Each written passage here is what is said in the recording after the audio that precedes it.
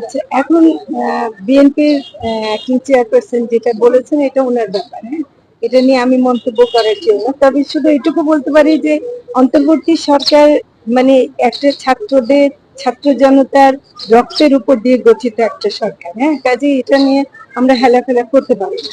আমাদের কিছু দায়িত্ব আছে, যে দায়িত্বগুলো একটা জনগণের নির্বাচিত প্রতিনিধির হাতে যেন একটা ভালো সরকার গঠিত হতে পারে, সেরকম একটা পরিবেশ তৈরি করার মতো কিছু সংস্কার করা।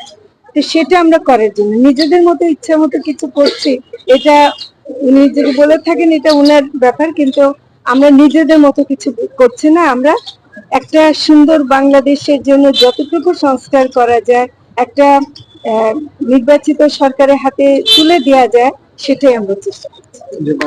বারবার মনে হয় যে মানে এই সংস্কার থাকুক, আপনারা চান না, কিন্তু আসলে আমি মনে করি এই সরকার একমাত্র